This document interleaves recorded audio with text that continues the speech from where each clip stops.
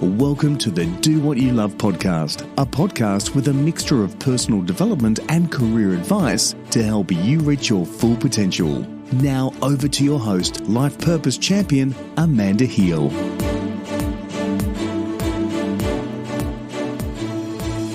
Welcome to another episode of the Do What You Love podcast. I'm your host, Amanda Heal. Today I would like to talk about working from home. I've decided to publish this podcast episode 6 days early because so many people are now having to face the prospect of working at home because of COVID-19. But if you're listening to this in the future, it's just as relevant for you if you are thinking of working from home due to redundancy or illness or any other reason. I've actually had quite a lot of experience with working from home over the years, and so I'd like to offer 5 tips which helped me do that effectively and efficiently. There are a lot of advantages for working from home, but there are also a lot of responsibilities.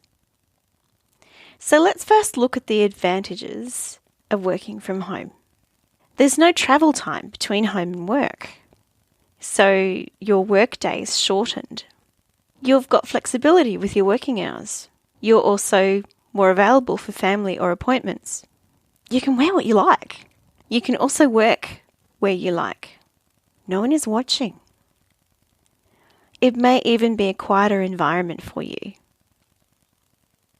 But there are also quite a few disadvantages from working from home and quite a few responsibilities involved, both to yourself and to others. It can often be hard to maintain work hours, depending on whether your work laptop is keeping an eye on you or not. Mine didn't. No one knew when I was starting and when I was finishing. So you have to be very honest with that. It can also be quite hard to avoid distractions. You're feeling a bit bored or frustrated, so hey, let's put on a load of washing, let's clean the house, or, something like that.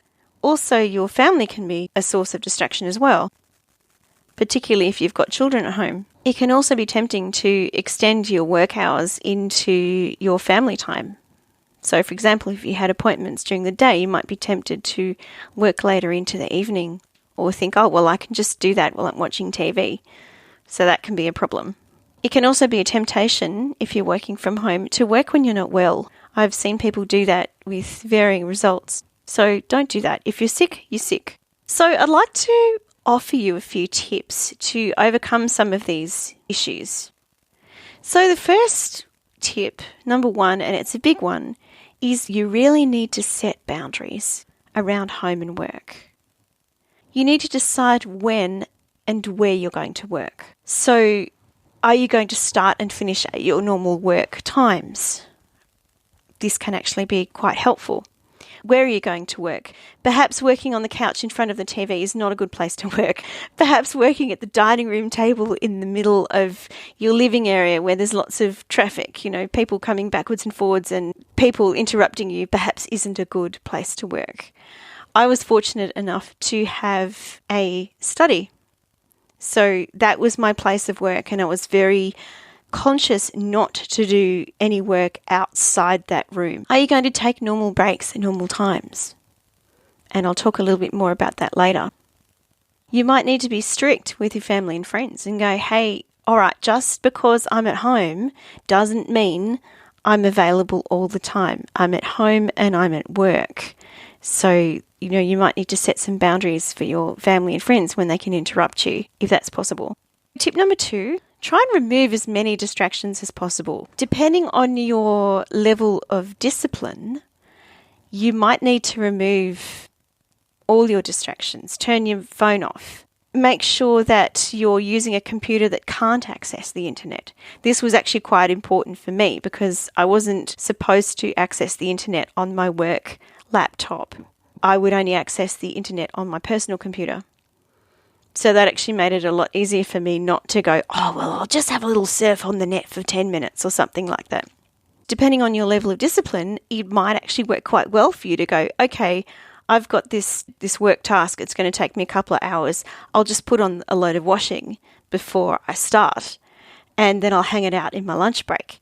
But if you're someone who's easily distracted, perhaps that's not a good idea for you. Perhaps you're going to have to be very strict and go, okay, I'm going to pretend I'm at work, and so therefore I'm not going to do any household tasks while I am in my work time. I might put a load of washing on during lunch break or after work or on the weekend, but I'm just not going to do household tasks during the day while I'm at work. But that really depends on your level of discipline. Number 3, you might need to think about some ways in which you might want to combat isolation. I'm a bit of an introvert, so working from home was an absolute joy for me. I didn't have to talk to my work colleagues, and I really enjoyed that. Well, actually, that's not strictly true. It makes it sound like I hated my work colleagues. I didn't.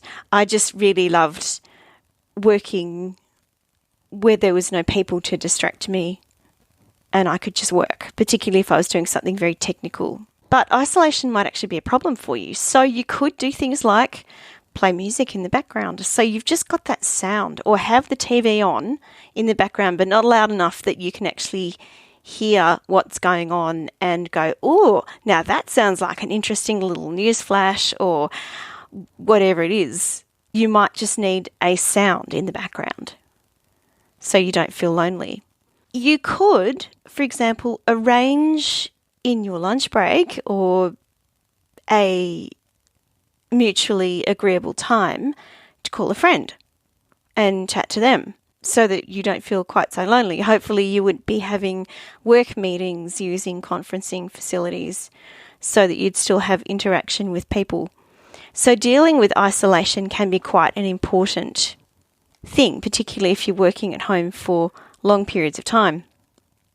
Number 4, keep a strict eye on your work hours. This may not be relevant to you if you're using a computer that keeps an eye on you. Mine didn't, so I had to keep a very strict diary of my work hours, and that kind of makes it easier if you're going to do that whole flexible thing. Well, all right, I'm going to do some work and then I'm going to take the kids to school and then I'm going to come back home, or I'm going to do an appointment, then I'm going to do this and then I'm going to do that. You can, if you keep a really strict eye on your work hours, it then makes it easier to, fill in timesheets and stuff like that if you're being a little bit more flexible or creative with your time. And finally, tip number 5, don't be too hard on yourself. This kind of balances out all the other tips. When you're at work, it does take longer to, for example, go to the toilet to make a cup of tea because you generally have to move somewhere within the building.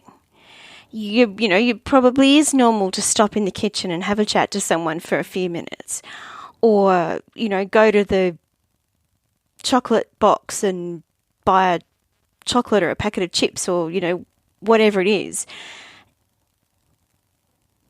Or be a little bit distracted and perhaps have a quick look at something on the web. It really depends how strict you are at work. So remember, just because you're working from home, you're not a machine, and it is normal to have those little breaks, but you have to, balance that with the possible distractions that can be caused from working at home.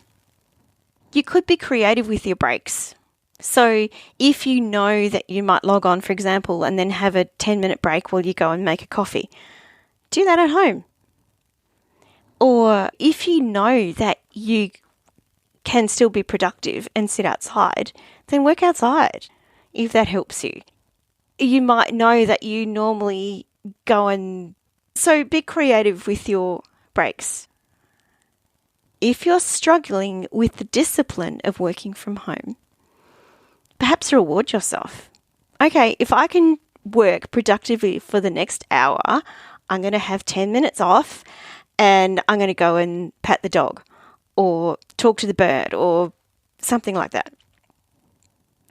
Remember your thinking time. I know often when I was working on something that was hard and I just had a mental block, I'd get up and go to the toilet or make a coffee or something like that. And just that little break away from my desk would get my mind working again, and because I'd be thinking about something else and the ideas would come in. So remember that thinking time. You might just need to get up and move away from your desk for a few minutes. That's okay, because you'd probably do that at work anyway.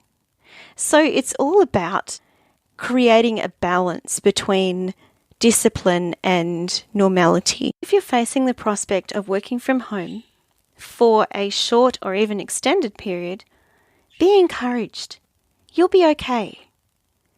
Things might be a little different to what they are at work, but they don't necessarily have to be bad.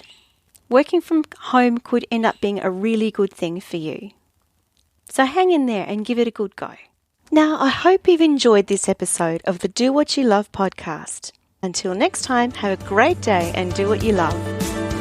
You've been listening to the Do What You Love podcast with Amanda Heel. Feeling unfulfilled and frustrated and unclear what to do next? Access Amanda's Are You Living Out Your Purpose quiz and resources to get you started on your journey to doing what you love at www.purposevisionfuture.com. That's purposevisionfuture.com.